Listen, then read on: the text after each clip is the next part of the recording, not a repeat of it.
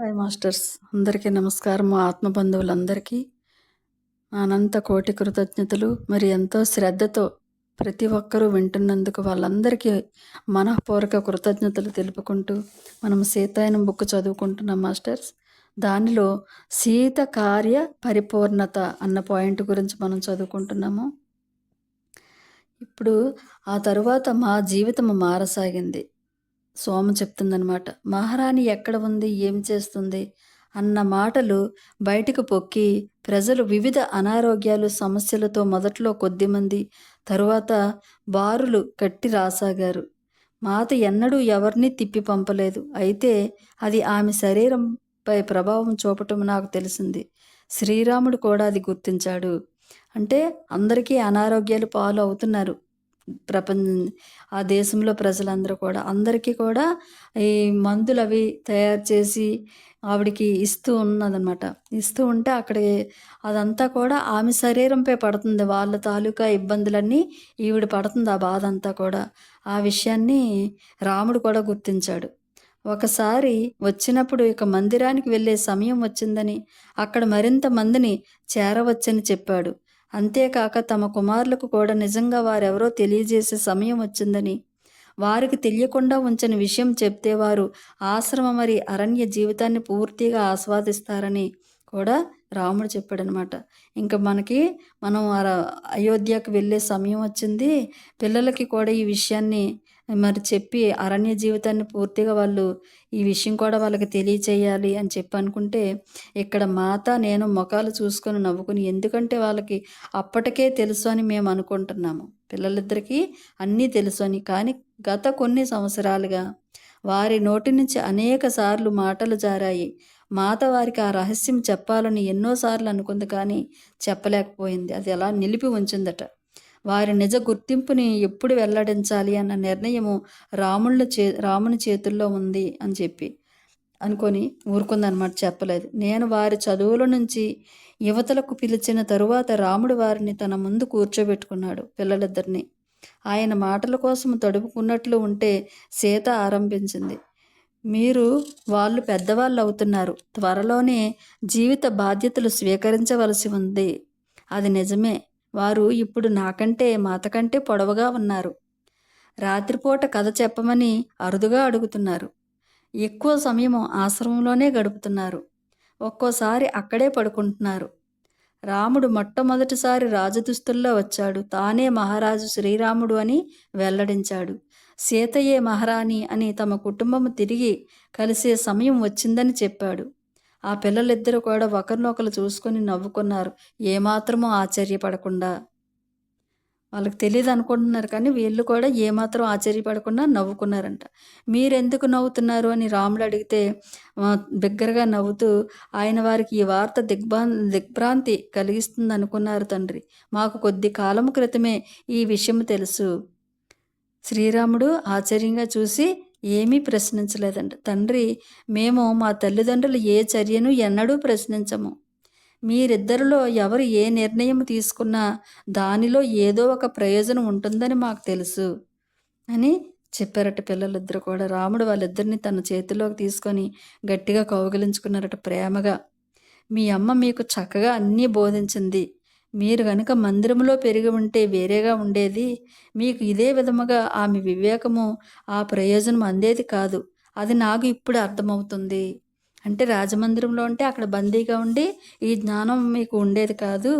ఇప్పుడు ఆమె ఎందుకు ఇక్కడికి వచ్చింది అన్నది నాకు ఇప్పుడు అర్థమవుతుంది అని రాముడు చెప్తే, ఆయన పిల్లలను తిరిగి ఆశ్రమానికి పంపి మాత వైపు తిరిగి, భృగు మహర్షి ఋషి ఖ్యాతి త్వరలోనే తమ అంతిమ విముక్తి పొందుతారు, శాప విముక్తులవుతారు. మన కుటుంబము త్వరలోనే తిరిగి కలుస్తుంది. నువ్వు అయోధ్యకు రావటానికి సిద్ధంగా ఉండు అని ఎంతో ఆనందంగా చెప్తున్నారట రాముడు. మాత అలాగే మౌనంగా తల ఊపి ఏమి మాట్లాడలేదు. కానీ ఆ ముఖములో ఏదో లోపించినట్లు. ఆయన అయోధ్యకు బయలుదేరిన తరువాత మాత తలుపు దగ్గర నిలబడి ఆయన్ని చూస్తూ ఉండటము గమనించాను. మరి రాముడు ఆ విషయాన్ని చెప్పేసి వెళ్ళిపోతుంటే మాత అలా తలుపు దగ్గర నిలబడి శ్రీరాముడిని చూస్తూ ఉండటము సోమ గమనించింది. కానీ మాత అయోధ్యకు తిరిగి వెళ్ళటములో నీకు ఆనందము లేదా? అని అడిగితే, సోమ నేను కూడా అదే కోరుకుంటున్నాను. కానీ అది జరగదు అని చెప్పిందంట సీతామాత. ప్రతి చర్యకు దాని పరిణామాలు ఉంటాయి అని చెప్తుందంట మాత. ఎందుకు మాత మీరనే దానికి అర్థం ఏమిటి? అని అడిగితే సీతామాత ఏమీ చెప్పకుండా నవ్వుతూ ఆమె కుటీరంలోకి వెళ్ళిపోయిందంట. ఆమె జవాబు చెప్పదలుచుకోనప్పుడు ఆ విధంగా చేస్తుంది. ఆ తరువాత చాలా వారాలకు చీకటి పడిన తర్వాత మాత ఆకాశం వంక అలాగ బయట కూర్చొని చూస్తుందట. నేను ఆమెకు రాత్రి పానీయం ఇచ్చి లోపలికెళ్ళిపోయిందట సోమ. ఆమె నిద్రించడానికి వెళ్ళిందో లేదో తెలుసుకోకుండా. అయితే ఒక రాత్రి నేను ఆమెకు పానీయం తెచ్చినప్పుడు ఆమె పక్కనే మౌనంగా కూర్చొని ఆమె వల్లనే ఆకాశాన్ని పరిశీలిస్తున్న సీతామాతలాగే సోమ కూడా ఆకాశాన్ని తదేకంగా చూస్తుందట. హఠాత్తుగా ఆమె సోమ ఆ ఉత్సవం చూడు, సుదూర స్వర్గాల్లో 2 గొప్ప కాంతులు విరజిమ్మబడ్డాయి. ఒక నూతన తార అప్పుడే జాగృతీకరించబడినట్లు జ్వాలగా ప్రజ్వరిల్లింది అని అడిగితే అప్పుడు సోమ అడుగుతుందంట. అది ఏమి మనకి చెప్తుంది మాత అని అడిగితే అది భృగు మహర్షి ఋషి ఖ్యాతి పరబ్రహ్మలో లీనమయ్యారు. ఇప్పుడు వారు అన్ని భ్రమలు ఇబ్బందుల నుంచి విముక్తి పొందారు. నీకు వినబడటం లేదా? స్వర్గలోకాలకి చొచ్చుకుపోతున్న ఉల్లాసాన్ని నువ్వు అనుభూతి చెందటం లేదా? అని సీతామాత సోమతో అంటుందంట. నీకు అదేమీ అర్థం కావటం లేదని. మరి దానికి సోమ నవ్వి నేను ఏదీ వినలేను, అనుభూతి చెందలేదు. ఆమె ఒక్కొక్కసారి నేను కూడా ఆమెలాగే విని చూడగలను అన్నట్లు మాట్లాడుతుంది. సీతామాతలాగే నేను ఉండగలనేమో అనుకుంటుంది. నేను మీలాగే నాకు ఎలా తెలుస్తుందని అనుకుందట. మరి ఈ సంకేతం కోసమే నేను ఎదురు చూస్తున్నాను. అది మా సమాగమము అంతమవబోతుండడానికి సూచన. అంటే మనం అయోధ్యకు వెళ్ళడానికి సిద్ధమవుదామా అని సోమ అడుగుతుందంట. ఇప్పుడు కాదు, ఇప్పటికిప్పుడే కాదు, నాలో ఇంకా ఒక కోరిక ఉంది, అది సంపూర్ణమవ్వాలి అని చెప్పిందంట మాత. ఏంటి మాత అంటే ఆమె కోరుకోగానే అవకాశం ఉన్నదేది నాకు తోచలేదు. ఆమె ఎప్పుడూ అలా మాట్లాడలేదు. సోమ అనుకుంటుందన్నమాట. ఆమె ఎప్పుడు అలా మాట్లాడలేదు అని మౌనంగా ఉండి ఆ మహదేవుని మానవ రూపము చూడాలనేది నా చిరకాల వంచ. నా బాల్యము నుంచి నేనది కోరుకునేదాన్ని. నేను లంకలో పార్వతీదేవితో మాట్లాడేటప్పుడు మళ్ళీ అది పైకొచ్చింది. ఆ గొప్ప యుద్ధకాలంలో ఆమెను అనేకసార్లు పిలిచి ఆమె సాన్నిధ్యాన్ని నేను అనుభూతి చెందాను. కానీ పార్వతీదేవిని చూసినట్లుగా ఆయనను చూడలేదు. ఇన్ని సంవత్సరాలుగా ఆ కోరిక నాలో ఉండిపోయింది. కానీ ఆయనను చూడాలన్న తపన నాలో ఎంతగా పెరిగిందంటే ఆయన నా ముందు ప్రత్యక్షమయ్యే వరకు నేను ఒక్క అడుగు కూడా ముందుకు వెయ్యలేను. పార్వతీదేవికి ఇది తెలుసు.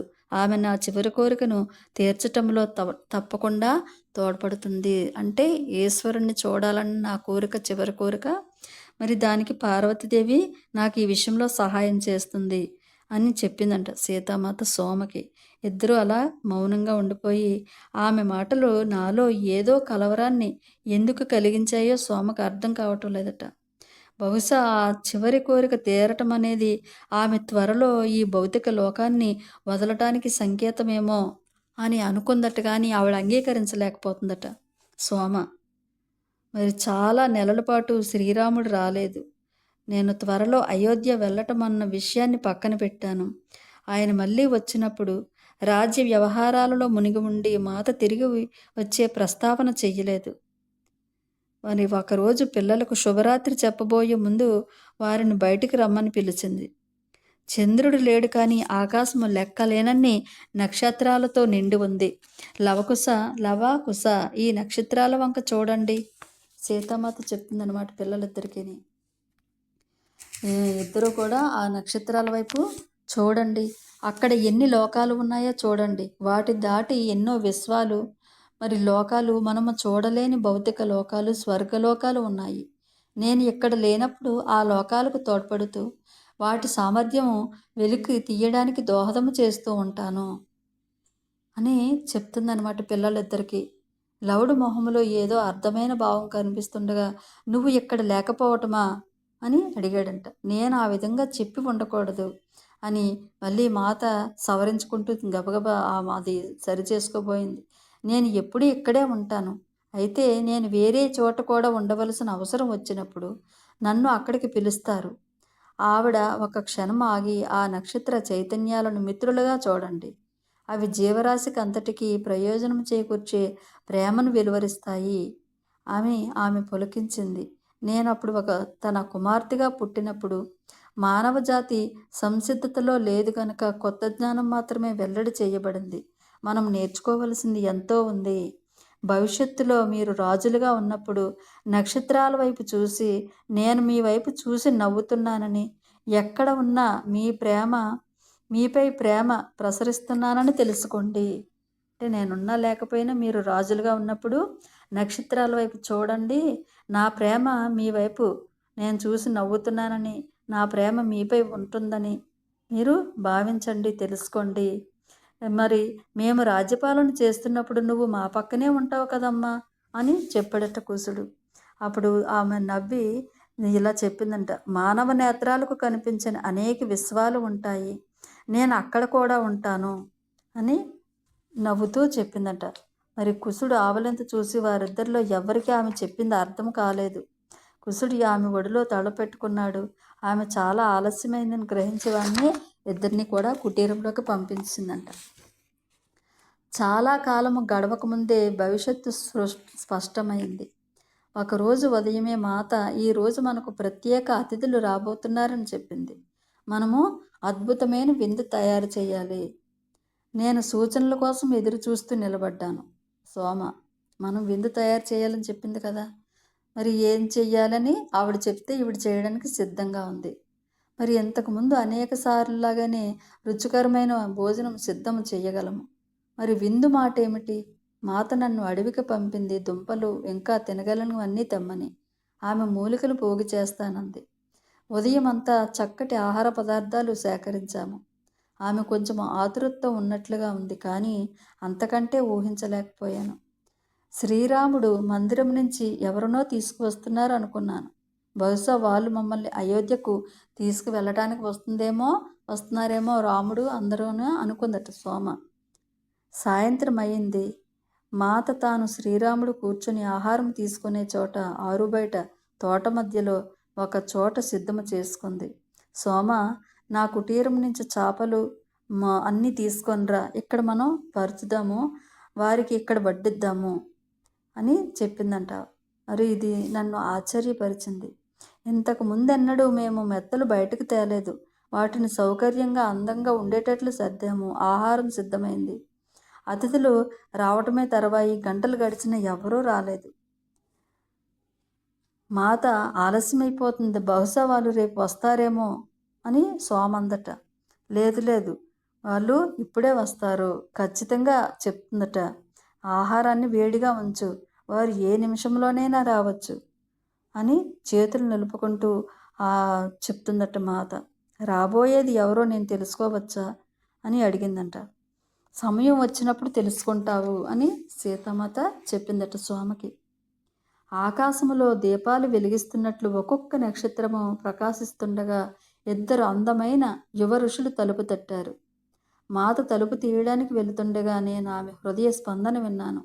ఆమె వారిని చూస్తూ ప్రకాశవంతంగా మెరిసిపోతుంది. రాముని వద్ద తప్ప మరెక్కడా ఆమె అలా వెలిగిపోవటం చూడలేదు. ఆమె వారి పాదాలను తాకపోతే వాళ్ళు వారించారట. అయినా సరే మాత వినలేదు. ప్రభు, ఈ ఒక్కసారి నన్ను సేవ చేసుకొనివ్వడానికి అనుమతించండి అని వాళ్ళకి నమస్కరించిందట. ఆ ఋషులిద్దరూ ఎవరా అని ఆశ్చర్యంగా చూస్తుందట సోమ.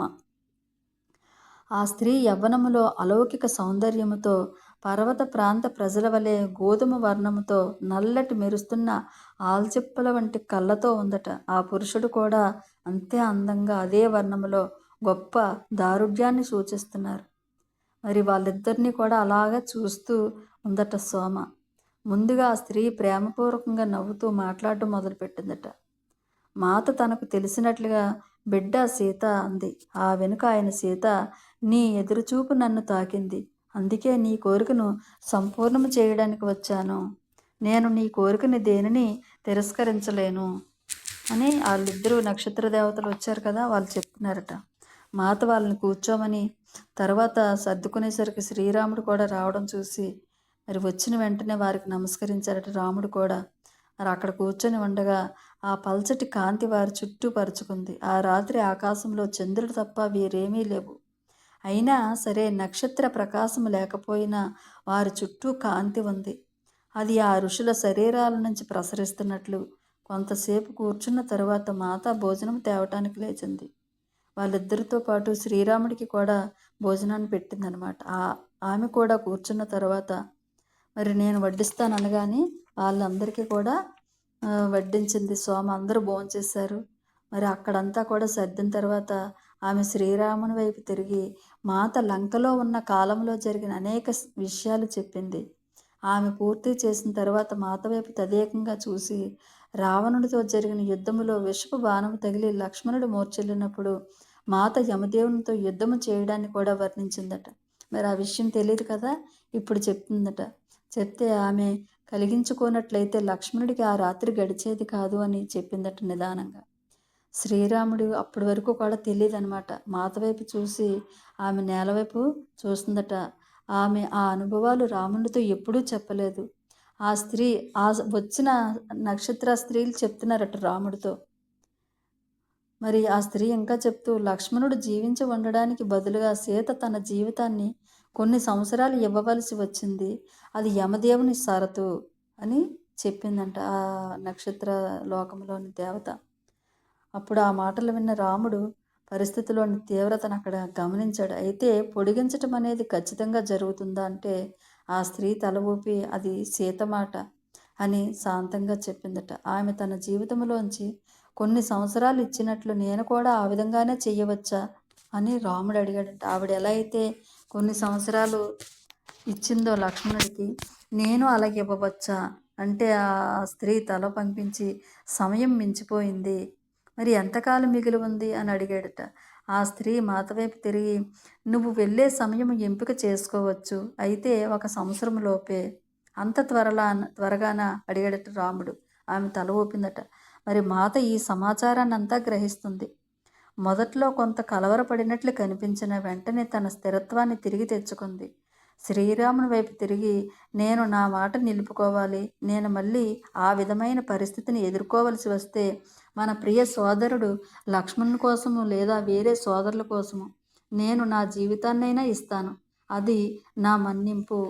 నేను మాట మీద నించోవాలి, లక్ష్మణుడి కోసమే కాదు నేను ఎవరి కోసమైనా సరే నా జీవితాన్ని ఇస్తాను అని సీతామాత చెప్తే, అయితే నేను కూడా వెళ్ళడానికి సిద్ధపడతాను అని రాముడు చెప్పాడట. అది సాధ్యం కాదు రామా, ఆ పురుషుడు చెప్పాడట.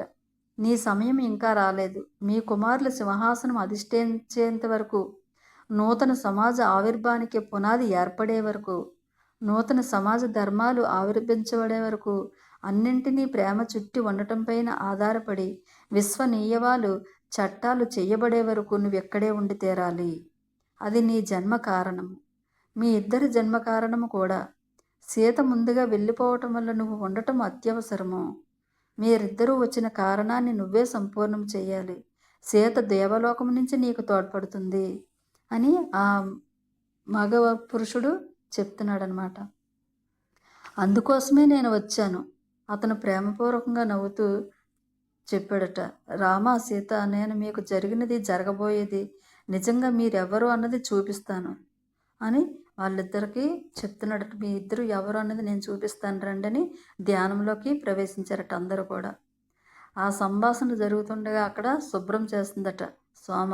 కళ్ళ నుంచి నీళ్లు వస్తున్నాయి. నీళ్లు ఆపుకోలేక గబగబా వంటశాల సరిచేసి ఆ గదిలోకి వెళ్ళి కోలబడిపోయిందట సోమ.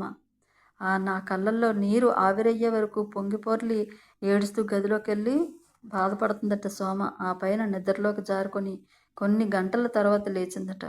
ఇంకా బయట చీకటిగానే ఉంది. నేను కిటికీలోంచి తొంగి చూడగా వాళ్ళు నలుగురు ఇంకా ధ్యాన స్థితిలోనే ఉన్నారు. ఆ ఋషుల రూపాలు మార్పు చెందాయి. సీతారాముల ముందు కూర్చొని ఉన్నవారు పార్వతీదేవి, మహాదేవుడు. నేను వారి వద్దకు వెళదామనుకున్నాను కానీ నా కళ్ళు భారమై కాళ్ళు కదలక అక్కడికి వచ్చింది పార్వతీదేవి, ఈశ్వరుడు. మరి ఈవిడ ఇంకా చూడలేక కళ్ళు కదలలేక మరి నిద్రలోకి వెళ్ళిపోయిందట సోమ. ఆ కిటికీలోంచి ఉదయభాను కిరణాలు ప్రవేశించినప్పుడు మాత్రమే లేచిందట. మాత ఒక్కటే భోజనాలు చేసిన చోట నిద్రిస్తూ ఉంది. శ్రీరాముడు జాడ కానీ అతిథుల జాడ కానీ లేదు. అప్పుడు ఈవిడ హాయిగా నిట్టూర్చిందట. బహుశా అదంతా నేను కలగని ఉంటాను. అతిథులు వచ్చి ఉండరు. నేను వారి కోసము చూస్తూ నిద్రపోయి ఉంటాను. మరి నాకు నేను సర్ది చెప్పుకొని ఏ ఆలోచన లేకుండా అంతా నేను కలగాసాననుకొని పిల్లల దగ్గరికి వెళ్ళిపోయిందట సోమ. మళ్ళీ కుటీరం వద్దకు వచ్చేసరికి మాత పొయ్యి రాజేస్తూ కనిపించింది. మరి మాత రాత్రి అతిథులు రాలేదు కదా, వచ్చారా అని ఆమె విశాలంగా నవ్వింది. నీకు జ్ఞాపకం లేదు, నువ్వే మాకు వడ్డించావు. నాకు అదంతా కల అనుకుని ఆశపడుతున్నాను అని అడిగిందంటే. సోమ, నువ్వు ఎవరి సన్నిధిలో ఉంటున్నావో నీకు తెలియదా? నా మనసు ఇంకా సందిగ్ధంలోనే ఉండటం వల్ల నేనేమీ బదులివ్వలేదు.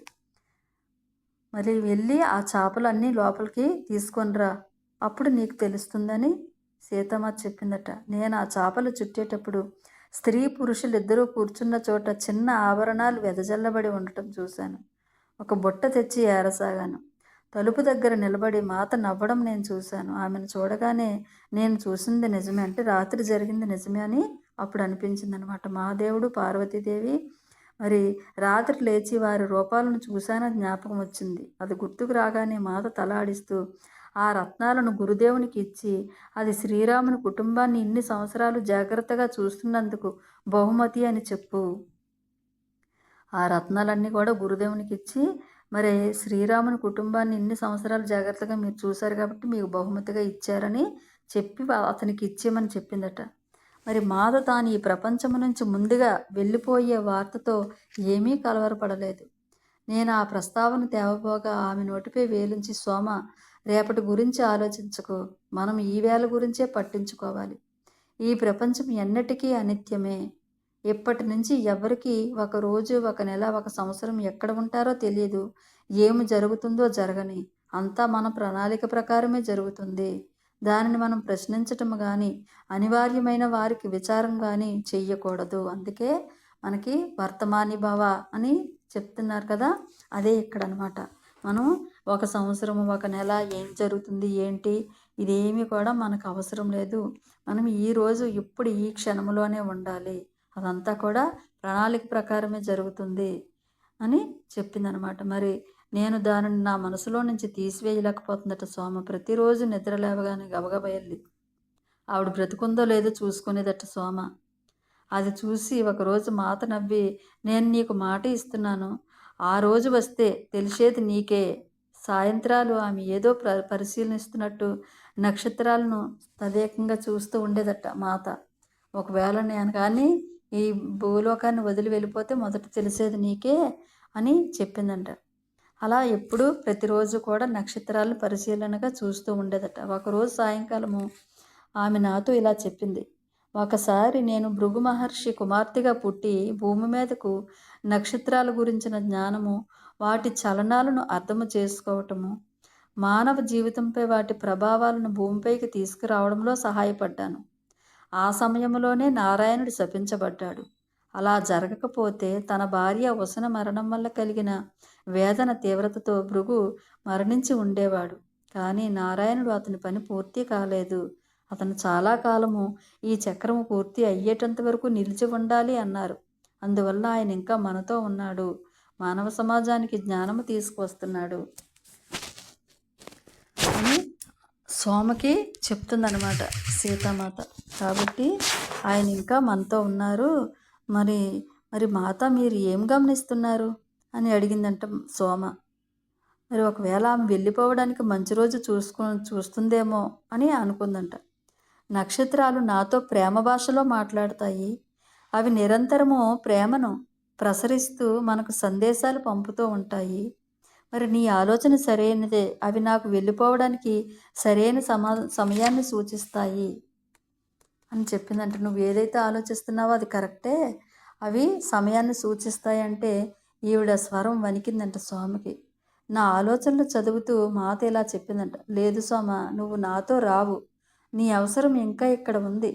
లవకుశులు నీ సాన్నిధ్యంలోనే హాయిగా ఉండగలరు. ఇంతవరకు వారు మందిరంలో కానీ తమ తండ్రి వద్ద కానీ లేరు. కొంతకాలం పాటు నువ్వే వారితో నా బంధానివి. నువ్వే వారితో ఉండి నువ్వే వాళ్ళని చూసుకోవాలి అని చెప్తే, అయోధ్య మొత్తానికి మాత మాతో ఉండే సమయం కొంచెమేనని తెలిసినట్లు ఉంది. ఒక్క క్షణం ఆమెను చూసి వెళ్దామని అందరూ కూడా రాసాగారట.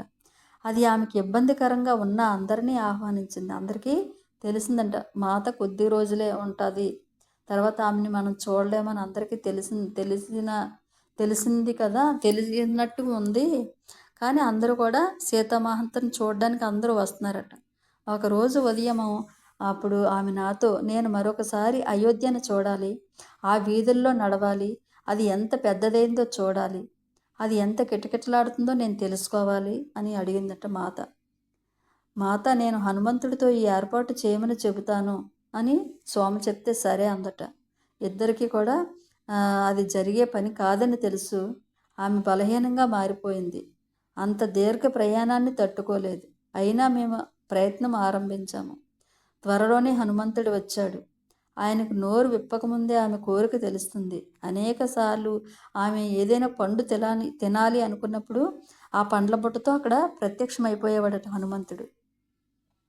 ఒకసారి మాత ఆయనతో, పుత్ర హనుమ, నేను నిన్ను ఇబ్బంది పెట్టాలనుకోను కనుక ఈ చిన్న కోరికలు పుట్టకముందే వాటిని ఆపేస్తాను అందట మాత. మాత నేను మీ పాదాలు అంటి ప్రార్థిస్తాను. మీ మదిలో వచ్చి ఆ చిన్న చిన్న కోరికలను సంతృప్తిపరిచి ఆనందం నుంచి నన్ను దూరం చెయ్యకండి అంటే, ఇలా నోట్లోంచి మాట బయటికి రాగానే అతను ప్రత్యక్షమైపోతాడు ఆవిడికి ఏది కావాలో అది పట్టుకొని. మరి అప్పుడు మాత అందంట, నా కోరికలు నా మనసులోనే ఆపేసుకుంటానంటే మీరు ఆ పని చేయొద్దు, నాకు అదృష్టాన్ని కల్పించండి, మీరు చిన్న చిన్న కోరికలను నన్ను తీర్చే సంతృప్తిని కలిగించే ఆనందాన్ని నాకు ఇవ్వండి అని అడగగానే, అప్పుడు మరి అయోధ్యను చూడాలన్న కోరిక ఇలా చెప్పగానే అక్కడ ప్రత్యక్షమైపోయాడు. రండి నేను తీసుకువెళ్తాను అయోధ్యకని తీసుకువెళ్ళి మరి ధ్యాన మార్గంలో వెళదాము మనము. వారు అడవి లోపలికి వెళ్ళి చాలా రోజులు అక్కడే ఉండిపోయారట. వాళ్ళు తిరిగి వచ్చేటప్పటికి అప్పుడు తేలిక పడిందట మాత. హనుమ నన్ను నా ప్రియమైన అయోధ్యకు తీసుకువెళ్ళాడు అని ఎంతో హ్యాపీ ఫీల్ అయిందట సీతామాత. ఆమె విశాలంగా నవ్వుతూ, నేను ఆ పవిత్ర సరయూ నదిలో స్నానము చేసి దేవితో మాట్లాడాను సోమ. ఆ నగరం ఎంత పెరిగిందో, ఇప్పుడు అక్కడ ఎంతోమంది నివసిస్తున్నారు, ఎందరో విదేశీయులు వర్తకులు ఉన్నారు. అది మనం వదిలినప్పటి నగరంలో లేనేలేదు. పరిపాలించవలసిన అంశాలు ఎన్నో ఉన్నాయి. రామునికి సమయం ఎలా దొరుకుతుందో అని ఆశ్చర్యపోయాను. మాత ఆయన రాకుండా ఎలా ఉండగలరు? మీరు ఆయన నడిపే తార, ఆయన జీవితానికి పునాది మీరు అని హనుమంతుడు కూడా చెప్పాడట. మరి మా కష్టాలు, విడిపోవటాలు, కాలంతో వచ్చిన మార్పులు, జీవితంలో తీరిక లేని తనాల వల్ల మా మధ్య ప్రేమ కొంచెం కూడా తరగలేదు. ఆయన పేరు వినడమో లేదా పలకడమో నాకు ఎంతో ఆనందాన్ని ఇస్తుంది. నిన్ను నన్ను కలిపి ఉంచింది కూడా అదే హనుమ. అంటే రాముడి పేరు కలిసి ఉండకపోయినా అతని పేరు తలుచుకుంటే చాలు, ఎంతో మా ఇద్దరి మధ్యన ఇప్పటికీ కూడా అదే ప్రేమ ఉంది. నువ్వు నేను కూడా అలా కలిసే ఉంటున్నాము రాముల వారితోటి అని చెప్తుందనమాట. ఆ మాటలు వినగానే హనుమ కళ్ళల్లో నీళ్లు తిరిగాయి. మాత, నాకు ఆయన పట్ల మీ పట్ల ఉన్న ప్రేమ ఒక్కటే. మీ ఇద్దరి మధ్య నాకు ఏ భేదమూ లేదు. ఈ భూమి మీద ఉన్నంత వరకు శ్రీరాముడు సీతామాతల ఏకత్వాన్ని నేను చాటి చెప్తాను. నువ్వు ఈ భూమిపై చిరకాలము నడయాడుతావు అని సీతామాత చెప్పిందంట. నువ్వు ఈ భూమిపై ఎప్పుడూ కూడా ఉంటావు. అది నా ఇచ్చ కాదు, నీది శ్రీరాముడిది. అదే శాసనమైతే అలాగే జరుగుగాక, అది నా ఇష్టం కాదు. మీ ఇద్దరు ఏది చెప్తే నేను అదే చేస్తాను అని హనుమంతుడు చెప్తే, అప్పుడు హనుమ వెళ్ళిపోయిన తర్వాత మాత, నాతో మిథులలోని అనేక ఆత్మలు అయోధ్యలో జన్మ తీసుకోవడం నేను చూశానని చెప్పింది. వారిలో కొందరిని మా పరివార కృత్యాల్లో గుర్తించింది. అది ఆమెకి ఎంతో ఆనందాన్ని ఇచ్చింది. మిథుల యొక్క జ్ఞాపకాలను, దాని విలువలను వారు అయోధ్యకు తీసుకువస్తున్నారని ఆమె ఆనందించింది. ఆమె ఇది నాతో చెప్పినప్పుడు నేను మీ పట్ల వారి ప్రేమే వారిని అయోధ్యకు తీసుకువచ్చింది. వారు ఇక్కడికి మిమ్మల్ని అనుసరించారు అని అన్నాను. ఇక్కడ సోమ వీళ్ళిద్దరికి చెప్తుంది కదా, అనసూయకి వాళ్ళ అమ్మకి. మరి వాళ్ళ ప్రేమే మిమ్మల్ని ఇక్కడికి నా దగ్గరికి తీసుకువచ్చింది, మీరు ఇక్కడికి వచ్చారు అని అడిగి సోమ కొంచెం సేపు ఆగి ఆమె ఎప్పుడు కొనసాగిస్తుందా అని ఇద్దరు ఎదురు చూస్తున్నారట. ఆవిడ మళ్ళీ మొదలుపెట్టి ఎక్కడో వేరే లోకం నుంచి మాట్లాడుతున్నట్టు మళ్ళీ చూసిందట. మాతా, శ్రీరాముడు చేస్తున్న దాని గురించి నాకు గత సంవత్సరమే తెలిసింది. వారు మానసములోను సామూహికంగాను ఆలోచన రూపాలను మొలకెత్తిస్తున్నారు. వాళ్ళు మానవుల్లోని మానవ మనసుల్లో ఆలోచనల రూపాలను మొలకెత్తిస్తున్నారు.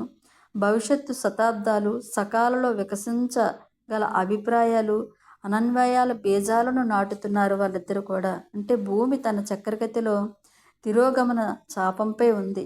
మాత ఆ సాయంత్రం చెప్పిందట స్వామికి, మానవులు ఆధ్యాత్మిక లోకాలతో బంధాన్ని కోల్పోతున్నారు. తార్కిక నైపుణ్యాన్ని పెంపొందించుకుంటున్నారు. అది మానవుల సామర్థ్యాలను పెంచుతుంది, మనో సామర్థ్యాలను. ఈ ఆలోచన రూపాల్లో కొన్ని కాలచక్రము పురోగమన చాపం వైపు నడిచే వరకు వాస్తవీకరించబడవు. మానవ ఆత్మ తనను తాను సంపూర్ణ వ్యక్తిత్వముతో తెలుసుకున్నప్పుడు మనిషికి తన గురించిన భావన ఎక్కువే, అధికార దాహము, లోబరుచుకోవటము పెరుగుతాయి. అందుకే ఇప్పుడు చట్టాలు అవసరము. ఒకప్పుడు సహజంగానే ధర్మము గురించి అంతరములో తెలిసి ఉన్నప్పుడు వాటి అవసరమే ఉండేది కాదు. క్రమక్రమంగా వ్యక్తిత్వము శిఖరాగ్రాన్ని చేరినప్పుడు మనిషి దానిని దాటి తన సర్వస్వంలో ఒక భాగాన్ని తెలుసుకుంటాడు. అప్పుడు అతను ఈ లోబరుచుకోవటాన్ని ఆపుతాడు. దానికి చాలా కాలం పడుతుంది. అంటే ఈ ప్రపంచము ఇదంతా కూడా నాది నాది, ఈ సంపాదించుకోవటము, అధికార దాహము, ఈ విధంగానే ఉంటారు. మరి కొద్ది రోజులకి అది లోబరుచుకోవటం అన్నది దానికి కొంతకాలం పడుతుంది. ఇదంతా సరి అవ్వడానికి కాలచక్రాలకు మనం వ్యతిరేకంగా వెళ్ళలేము. మరి వాటిని తమ స్వీయ లయబద్ధత ఉంటుంది. కాలము ఉన్న తలములో ఉన్నప్పుడు చాలా సహనం అవసరము. ఇదంతా కూడా కొద్ది కాలం సహనంతో ఎప్పుడైతే ఉంటామో అని అప్పుడు అంతా కాలమే అది దానికి సమాధానము సవ్యంగా జరుగుతుంది. ఇదంతా కూడా మనసుల్లోని ఆ మంచి ఆలోచనలు, మంచి భావనలు కూడా జరుగుతాయి అని స్వామి వాళ్ళకి చెప్పి మళ్ళీ చెప్తుందట. పార్వతీ మహాదేవుల సందర్శనం తర్వాత మాత ఎక్కువగా అంతర్ముఖమే, పిల్లలకు తప్ప మిగిలిన వారికి తక్కువ అందుబాటులో ఉంది. ఎప్పుడైతే పార్వతీమాత ఈశ్వరుని దర్శనమైందో పిల్లలతోనే తప్ప మిగిలిన వారికి ఎప్పుడు కూడా ధ్యాన స్థితిలోనే ఉంటుంది. ఆమె వారి సాన్నిధ్యంలో ఉన్నప్పుడు పూర్తి శ్రద్ధతో వారి జీవితంలోని ప్రతి విషయం గురించి ఎంతో శ్రద్ధగా ఉండేది. కానీ ఆమె ఎక్కువ సమయాన్ని ఒంటరిగా గడుపుతూ తరచూ గంటల తరబడి మౌనంలోకి వెళ్ళేది. మహాదేవుడు తనకు ఒక గొప్ప వరాన్ని ఇచ్చాడని, తాను బయట పనులన్నీ చేసుకుంటూ ఉండగానే లోపల పార్వతీమాతతో సంబంధం కలిగి ఉండటమే ఆ వరము అని చెప్పింది. బయట పనులన్నీ చేసుకుంటూ లోపల పార్వతీమాతతో అంటే మన ఇన్నర్తో కనెక్ట్ అయ్యి ఉండడమే ఆ వరము అని మాత స్వామితో చెప్పిందట. మరి మాత నాతో చెప్పని అనేక విషయాలు కూడా ఉన్నాయని నా అనుమానము. మాత అంతరములో కొత్త శక్తిని సంపాదించి ఉండవచ్చు, కానీ భౌతికంగా ఆమె జీవశక్తి కోల్పోతుంది. లోపల అంతరంగా ఆవిడ ఎంతో మనోధైర్యంతో అంతర్శక్తితో ఉంది, కానీ బయట బాహ్యంగా శరీరంలోని ఆ జీవశక్తి కోల్పోతుంది. మరి మాతకు తన మనసులోని ప్రతికూల ఆలోచనలన్నీ తుడిచిపెట్టే శక్తి ఉంది. దాంతో నేను క్రమంగా ఆమె వెళ్ళిపోతుందన్న భయాన్ని కోల్పోయాను. నిజం చెప్పాలంటే తరువాత కొన్ని నెలలు దాని గురించి మర్చిపోయిందట స్వామి కూడా ఆ విషయాన్ని. కానీ కొన్ని మార్పులు గమనించింది. ఆ అడవిలో నడుస్తున్నప్పుడు ఒక వృక్షం ముందో లేదా జంతువు ముందో నిలబడి వాటి వైపు ఎంతో సున్నితంగా శ్రద్ధ చూపిస్తున్నట్లు ఉండేది. కొన్నిసార్లు ఒక వృక్షపు మానుని ఎత్తుకోవటమో లేక వీపు ఆనించి నిలబడి కళ్ళు మూసుకోవడమో చేసేదట మాత. ఆమె ముఖంలో నవ్వు పరుచుకునేది. అప్పుడు వాటికి ప్రేమ పంపుతూ వాటి నుంచి ప్రేమ స్వీకరిస్తూ ఉండేదని నాకు తెలుసు. ఒకసారి ఆ సమయంలో ఆమె, నేను అతనిని ప్రతి సూర్యకిరణంలోనూ, ప్రతి ఆకులోనూ, మొక్కలోనూ చూస్తాను. ఇక్కడ అక్కడ ఎక్కడైనా నేను నా ప్రియ నారాయణుని చూస్తాను, అతను ఎక్కడా లేడు అని అందట. అంటే ప్రతి ఆకులోను, మొక్కలోనూ, ప్రతి సూర్యకిరణంలోనూ నేను అతన్ని చూస్తాను, అతను ఎక్కడ అక్కడ కాదు అన్నిటిలోని కూడా ఉన్నాడు. ఆ చివరి సంవత్సరము శ్రీరాముడు తాను రాగలిగినంత తరచుగా రావటానికి ప్రయత్నించాడు. లవకుశులు చిన్నగా ఉన్నప్పుడు తమ కుటుంబ జీవితాన్ని ఆస్వాదించేవారు. ఇప్పుడు పెద్దవాళ్ళు అయిపోయి ఆ విధంగా అరుదుగా గడుపుతున్నారు. మాత పిల్లలతో నవ్వుతుంది. నేల మీద కూర్చొని ఇద్దరిని ఒళ్ళోకి తీసుకొని వాళ్ళు కూడా నవ్వుతూ దూరంగా జరిగితే మళ్ళీ ఆమె వద్దకు లాక్కుంటుంది. శ్రీరాముడు ఆ ఆటను దూరంగా చూస్తూ ఆనందంగా ఉన్నాడు. మరి నేను ఈ దృశ్యాన్ని గమనిస్తుండగా హఠాత్తుగా సోమలో ఏదో విచారమట. మాత తలలో తెల్లటి వెంట్రుకలు చూడటం వలన ఆమె కళ్ళ చుట్టూ నల్లటి వలయాలు, గుండ్రటి ఎత్తైన బొగ్గలు జారిపోవటం వల్ల మళ్ళీ విచారంగా అయిపోయిందట సోమ. ఆమె ఇప్పటికీ ఆమె ఎంతో అందంగా ఉన్నప్పటికీ వయసు మీద పడినట్లు ఉండటాన్ని భరించలేకపోయాను. మీరు వయసు మీరినట్లు ఉండటం నేను భరించలేను మాత అని నాలో నేను అనుకున్నాను. ఆవిడే మీరు అలా ఉండటం నాకు బాధగా ఉంది అని అనుకుందట. శ్రీరాముడు నా ఆ ఆలోచన పసిగట్టి వారి వద్దకు వెళ్ళి బాలురు ఎట్టకేలకు ఆమె నుంచి తప్పించుకున్నారు. అందరూ నవ్వుతున్నారు. సీత ఆయన ప్రేమపూర్వకంగా ఇలా అన్నాడు, నేను నిన్ను మొదటిసారి కలుసుకున్నప్పటికంటే ఇప్పుడు మరింత అందంగా ఉన్నావు. సున్నితంగా ఆమె వెంట్రుకలు సర్దుతూ అన్నాడు రాముడు. ఆమె ఆగి నెమ్మదిగా రామా అని మాత్రమే అంది అతను చూస్తూ. ఇది సత్యము. నీలో ప్రవహించే, నువ్వు బయటకు ప్రసరింపచేసే ప్రేమ ఆనందాలను, నీ సౌందర్యాన్ని వర్ణించడానికి నాకు మాటలు లేవు.